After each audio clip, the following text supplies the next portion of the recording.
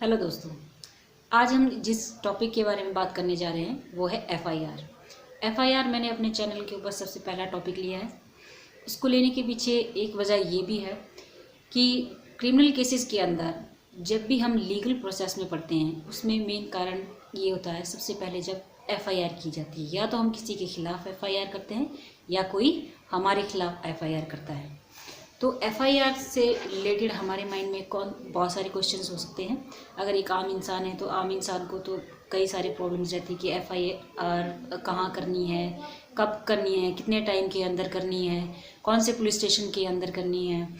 और जो law students हैं उनके लिए भी एफआईआर एक इम्पॉर्टेंट टॉपिक है, और जो स्पेशली तैयारी कर रहे हैं किसी चीज़ की उनके लिए भी इम्पॉर्टेंट है। इसमें बहुत सारे क्वेश्चंस बनते हैं, स्पेशली एफआईआर की एविडेंस वैल्यू को लेके, इलेक्ट्रॉनिक मीडिया के ऊपर दिए गए मैसेज को क्या एफआईआर माना जा सकता है, या इस तरह से के जो डाइंग डिक्लेरेशन होता है क्या एफआईआर को एक डाइंग डिक्लेरेशन के तौर पे यूज किया जा सकता है या नहीं।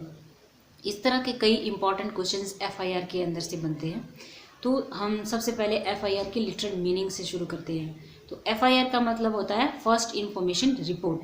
वो रिपोर्ट जो किसी कॉग्निजेबल ऑफेंस से रिलेटेड पुलिस ऑफिसर्स को दी जाती है, और पुलिस ऑफिसर जिसके अंदर बिना किसी मैजिस्ट्रेट के इंटरफेरेंस या प्रायर परमिशन के बगैर कोई भी इन्वेस्टिगेशन कर सकता हो, उस केस को बोलते हैं हम एफआईआर। उस इंफॉर्मेशन को बोलते हैं हम एफआईआर।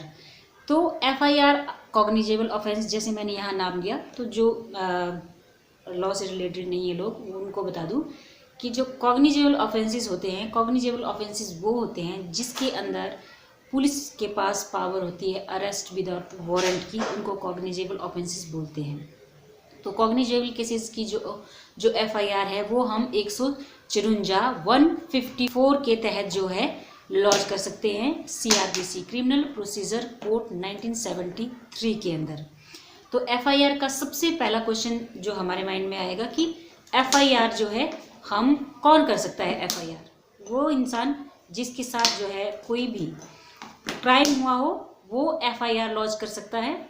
और मान लीजिए कि जिसके साथ क्राइम हुआ है वो इस कंडीशन में नहीं है कि वो पुलिस में जाके रिपोर्ट कर सके, तो उनके बिहाफ पे भी कोई भी एफआईआर लॉन्च कर सकता है। या कोई ऐसा इंसान जिसे किसी crime cognizable, specially cognizable offences से रिलेटेड कोई इंफॉर्मेशन हो, वो पुलिस को इसकी एफआईआर करवा सकता है या इंफॉर्मेशन आप कहें दे सकता है। तो वो पहली बात आती है। और दूसरी चीज़ ये आती है कि एफआईआर जो है कितने टाइम पीरियड के अंदर की जा सकती है। तो आपको बता दिया जाए कि एफआईआर के अंदर कोई भी टाइम पीरियड मेंशन नहीं है कि आपको किसी भी क्राइम की इंफॉर्मेशन इतने टाइम पीरियड, इतने साल, इतने महीने, इतने दिन, इतने घंटे के अंदर जो है कर देनी चाहिए। लेकिन हाँ, एफआईआर के मामले में जो है प्रॉम्प्ट लॉजिंग को जो है हमेशा इम्पोर्टेंस दी जाती है। अब प्रॉम्प्ट लॉजिंग क्या है? एफआईआर में प्रॉम्प्ट लॉजिंग का मतलब है कि जितनी जल्दी हो सके आपको उस घटना, उस क्राइम की इंफॉर्मेशन जो है पुलिस को देनी है, उसको बोलते हैं हम प्रॉम्प्ट लॉजिंग। प्रॉम्प्ट लॉजिंग को इतनी वेटेज क्यों दी जाती है? अब आप खुद सोचिए, कहीं भी क्राइम होता है तो इंसान जब एकदम किसी भी बात को बोलेगा तो उसमें जो है ज़्यादातर सच्चाई बोलने के चांसेस ज़्यादा रहते हैं। क्यों?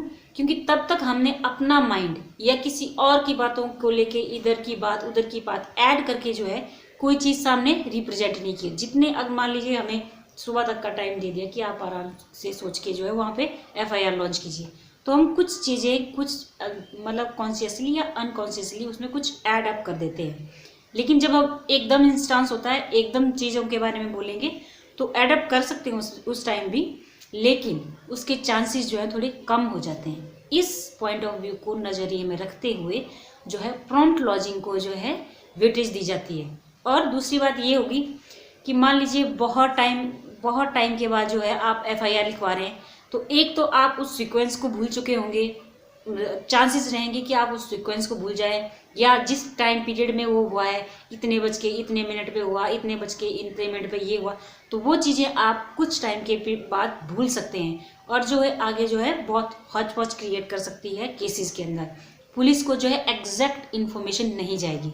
तो वो एग्जैक्ट इन्फॉर्मेशन पुलिस को जाए, इसके लिए जो है प्रॉम्प्ट लॉजिंग जो है प्रेफर की जाती है। इसलिए प्रॉम्प्ट लॉजिंग वाली एफआईआर को वेटेज मिलती है, ठीक है। लेकिन ऐसा भी नहीं है कि प्रॉम्प्ट लॉजिंग नहीं हुई तो आपके एफआईआर कर ही नहीं सकते, या आपकी जो एफआईआर है वो उसका कोई ये नहीं रहे, वैल्यू घट गई है उसकी, ऐसा नहीं है। जो रीजनेबल डिले है वो केसेस के अंदर जो है माननीय होता है। कोर्ट केस टू केस ये चीज़ डिपेंड करेगी कि रीजन जो दिया गया है वो एडमिसिबल है या नहीं है, ये कोर्ट के ऊपर डिपेंड करेगा और केस के फैक्ट्स के ऊपर डिपेंड करेगा। रीजनेबल डिले फॉर एग्जाम्पल जैसे रेप केसेस होते हैं या डोमेस्टिक वायलेंस से रिलेटेड होते हैं, हम सब जानते हैं कि लेडीज़ अपने घर की मतलब लेडीज़ के ऊपर एक सोशल प्रेशर जो रहता है वो थोड़ा ज़्यादा रहता है कि अब रेप केस है कि लड़की के फ्यूचर के बारे में क्या होगा, लड़की की ज़िंदगी ख़राब हो जाएगी, पेरेंट्स भी नहीं जाने देंगे, लड़की खुद जाने से घबराएगी कि मेरी इज्जत से रिलेटेड चीज़ें हैं, कैसे बोलूँगी, क्या बोलूँ, क्या पूछेंगे, इस तरह का प्रेशर होगा। अगर आपके घरेलू हिंसा से रिलेटेड केसेस हैं मान लीजिए, तो इस केस में भी हम जाके एफआईआर लॉज नहीं करवाएंगे, डरेंगे कि पता नहीं क्या होगा क्या नहीं होगा।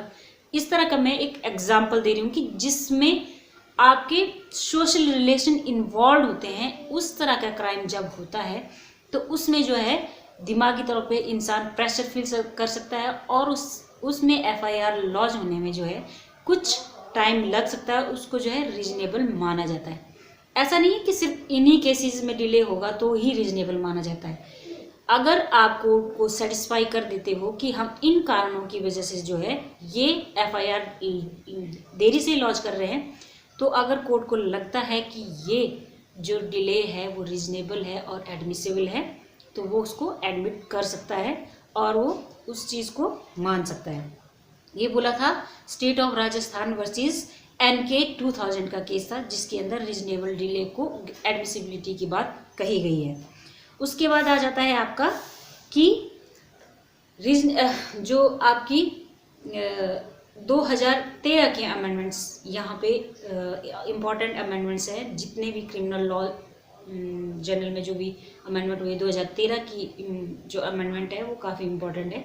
उसके अंदर जो चीज़ें ऐड की गई इस सेक्शन के अंदर FIR 154 में, उसमें उन्होंने ये बात बोली कि जैसे 354 से रिलेटेड कोई ऐसा मामला है, उसके जो सब क्लॉजेज आगे ऐड किए गए हैं, या 376 के जो ABCD क्लॉजेज आगे ऐड किए गए हैं, उनसे रिलेटेड कोई भी इंफॉर्मेशन है, कोई भी मतलब FIR है, वो जो है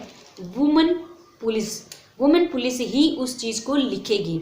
वुमेन पुलिस ऑफिसर हो सकती है, कांस्टेबल हो सकता है, वो ही उसको एंटर करेगी। और मान लीजिए कि विक्टिम ऐसी हालत में है या अनकन्वीनियंट है, वो उसको जो है पुलिस स्टेशन आना कन्वीनियंट नहीं लगता है, तो वो क्या कर सकता है इस केस में, जो उसकी जो FIR है वो सिर्फ वहाँ पे लॉन्च की जाएगी जहाँ पे वो कन्वीनियंट है, वो जहाँ पे वो कंफर्टेबल है, वहाँ पे उनकी जो है FIR लिखी जाएगी। तो ये बोला था 2013 की जो क्रिमिनल लॉ अमेंडमेंट्स हुई हैं। और अब इसके अंदर ये जो है JS वर्मा कमेटी थी, उसकी रिकमेंडेशन पे जो है ये अमेंडमेंट्स जो है 2013 में की गई थी। अब आ जाता है इसके अंदर आपके बात की क्या FIR से रिलेटेड FIR जो है जहाँ पे हुई है सिर्फ वहीं पे की जा सकती है या कहीं और भी की जाए, टेरिटोरियल जुरिस्डिक्शन से लेके मतलब कहाँ पे लॉन्च की जाएगी। एक जनरल रूल तो ये है कि FIR जो है सिर्फ वहाँ पे लॉन्च की जाएगी जहाँ पे घटना हुई है, जहाँ पे क्राइम हुआ है FIR वहाँ ही लॉन्च की जाती है। लेकिन अब क्या इसके अंदर ऐसा भी हो सकता है कि FIR मतलब केस कहीं और हुआ है, घटना कहीं और हुई है, क्या हम कहीं और जाके भी जो है FIR कर सकते हैं या नहीं कर सकते हैं। तो ये केस था आपका state of Andhra Pradesh versus Ramade 1993 का केस था। इसके अंदर जो है जो एक कांस्टेबल होता है वो मना कर देता है FIR लिखने से इस बेस पे कि हमारा टेरिटोरियल जुरिस्डिक्शन इसके अंदर ये नहीं आता है, तो आप जाके किसी जहाँ दूसरे थाने में जाके जो है रिपोर्ट कीजिए। तो इसमें सुप्रीम कोर्ट ने ये बात कही थी कि हाँ मतलब जनरल रूल ये है कि जहाँ पे घटना हुई है वहीं पे जो है आपको एफआईआर लिखवानी चाहिए। लेकिन मान लीजिए आप कन्वीनियंट नहीं है, आप जाते हो, जब आपने माइंड बनाया कि मुझे इसके खिलाफ बोलना है, इसके खिलाफ एफआईआर करवानी है, आप चले गए किसी पुलिस स्टेशन में, तो वहाँ की पुलिस ये बोल के आपको नहीं डाल सकती है कि ये आप उनकी टेरिटोरियल जुरिस्डिक्शन में नहीं आता है, उनको आपकी एफआईआर लिखनी पड़ेगी। तो इसमें राइट दिया गया है।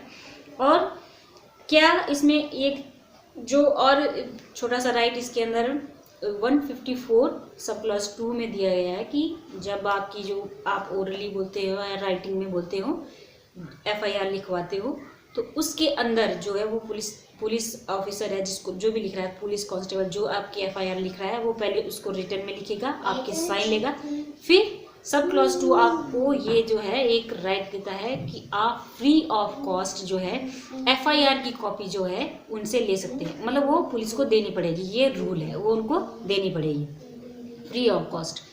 और उसके बाद आ जाती है आपकी रेमेडी। रेमेडी इसमें मेन क्या है कि मान लीजिए आप पुलिस स्टेशन जाते हो, आप अपनी एफआईआर लॉन्च करना चाहते हैं, लेकिन पुलिस वाले जो है आनाकानी करने लेते हैं, वो मना कर देते हैं कि हम आपकी एफआईआर नहीं लिखते, ये तो केस बनता ही नहीं है, या इस तरह के कोई भी बहाना लेके वो आपकी एफआईआर लिखने से इनकार कर देते हैं। तो उस केस में आप अपनी एफआईआर कैसे लॉन्च करवाएंगे? उस केस में आप अपनी एफआईआर, अपनी जो भी अपनी घटना है उसको लिख के आप सीधा भेज सकते हैं एसपी ऑफिस बाय पोस्ट। मतलब सुपरिटेंडेंट ऑफ पुलिस को आप जो है अपनी रिपोर्ट डायरेक्टली कर सकते हो। उसके अंदर अगर पुलिस एसपी को लगता है कि केस जो है एंटरटेनेबल है, तो वो अपने आप भी सुमोटो भी इसके ऊपर काम कर सकता है, या तो फिर वो जो है अपने सबऑर्डिनेट को भी ये केस दे सकता है। अपने या तो अपने आप इन्वेस्टिगेट करेगा या अपने जूनियर सबऑर्डिनेट को जो है केस देगा। तो इसके अंदर ये प्रावधान है कि अगर आपकी एफआईआर लॉन्च नहीं की जाती तो उस केस में आप क्या करेंगे। ठीक है। उसके बाद आ जाता है आपका कि एफआईआर की एविडेंसरी वैल्यू क्या होती है। एविडेंसरी वैल्यू मतलब कि क्या एफआईआर को एविडेंस के तौर पे यूज किया जा सकता है, क्या सिर्फ एफआईआर के बेस पे जो है किसी को सजा हो सकती है, ये होता है एविडेंसरी वैल्यू का मतलब।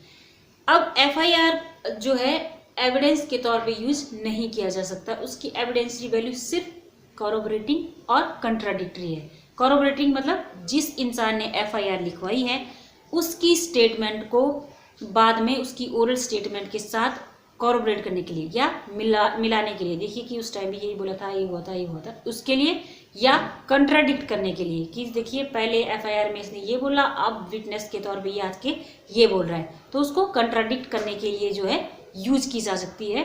तो एफआईआर की एविडेंसरी वैल्यू सिर्फ कंट्राडिक्टरी और कॉरोबरेटिंग है, ये सब्सटेंटिव पीस ऑफ एविडेंस नहीं है। इसके बेस के ऊपर जो है किसी भी एक्यूज्ड को जो है सजा नहीं दी जा सकती है, एक्सेप्ट इसमें अगर एफआईआर एज ए क्या बोलते हैं इसको, डाइंग डिक्लेरेशन के तौर पे यूज ना हो। डाइंग डिक्लेरेशन मतलब मरने से पहले दी गई अपनी मृत्यु के किसी कारण को डाइंग डिक्लेरेशन बोलते हैं, जो एविडेंस एक्ट में हम बाद में पढ़ेंगे।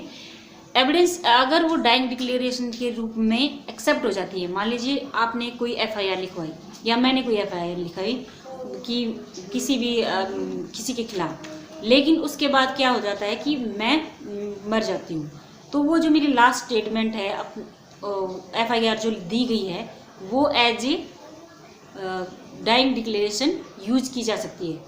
तो कहने का ये मतलब है कि अगर किसी इंसान ने एफआईआर लिखवाई और उसके बाद उसकी मृत्यु हो जाती है तो उसको as a dying declaration use किया जा सकता है। और आप जानते हैं कि आप लोगों को बता दूं, और डाइंग डिक्लेरेशन में जब जो कोई चीज़ एंटरटेन हो गई, उसको एडमिसिबल कर लिया गया, तो उसकी वैल्यू बढ़ जाती है। उसके बेस पे उसके बेस पे भी सजा हो सकती है, लेकिन वो डिपेंड करता है केस टू केस, क्या केस है, क्या सर्कमस्टांसिस है, वो कोर्ट के ऊपर होता है कि उसने कि उस चीज़ को किस तरह से जो है एडमिसिबल लेना है और किस लेवल तक लेना है। उसके बाद आ जाती है आपकी इलेक्ट्रॉनिक। एक जो इम्पोर्टेंट क्वेश्चन इससे बनता है कि क्या जब मान लीजिए आपने अपनी किसी क्राइम की सूचना किसी पुलिस वाले को मैसेज के द्वारा दे दी या ईमेल के द्वारा दे दी या टेलीफोनिकली दे दी, तो क्या वो जो इलेक्ट्रॉनिक मीडिया के द्वारा दी गई इन्फॉर्मेशन भी फर्स्ट इन्फॉर्मेशन रिपोर्ट ही मानी जाएगी, एफआईआर ही मानी जाएगी? तो इसका जवाब है हाँ। अगर जो पुलिस वाले हैं वो आपकी रिपोर्ट लिख लेते हैं, अपनी केस डायरी में एंटर कर लेते हैं और उसके बेस पर इन्वेस्टिगेशन करना चाहें तो वो कर सकते हैं, उसको एज ए एफआईआर यूज़ करके। आजकल के जो आने वाले टाइम में है, इसमें स्पेशली जो वुमेन सेल से रिलेटेड वुमेन केसेस हैं, उनमें जो है इलेक्ट्रॉनिक मीडिया के द्वारा जो एफआईआर की जाती है उसको जो है प्रेफरेंस दी जा रही है, बहुत यूज़ में लाई जा रही है ये चीज़। तो इलेक्ट्रॉनिक मीडिया के द्वारा दी गई इन्फॉर्मेशन जो है अब एफआईआर के रूप में यूज़ की जा सकती है, वो एक वैलिड एफआईआर है। उसमें ये ऑब्जेक्शन नहीं लगाया जा सकता कि इसमें साइन नहीं हुए हैं, इसमें इंसान ने बोला नहीं है, तो इस तरह के ऑब्जेक्शन नहीं लग सकते हैं। अगर पुलिस पे कॉग्निजेबल ऑफेंसेस से रिलेटेड इन्फॉर्मेशन है तो पुलिस उसके ऊपर इन्वेस्टिगेशन कर सकती है without any prior permission of magistrate.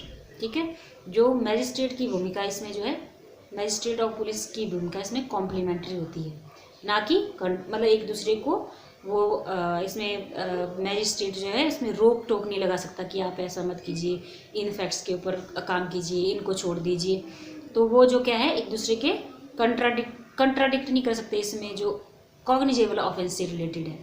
जो नॉन कॉग्निजेबल केसेस होते हैं जैसे 155 के तहत, उसमें जो है पुलिस को जो है परमिशन लेनी पड़ती है मैजिस्ट्रेट से कि इन्वेस्टिगेट करें या ना करें, अरेस्ट करें या ना करें, वो जो है मैजिस्ट्रेट उनको पावर देता है, ऑर्डर देता है। लेकिन 154 में जो कॉग्निजेबल ऑफेंसेस से रिलेटेड होती है उसमें जो है मैजिस्ट्रेट इंटरफेयर नहीं कर सकता। ये बोला था एम्परर वर्सेस नजीम अहमद का केस था, जिसके अंदर कोर्ट को बोला था कि court can not interfere in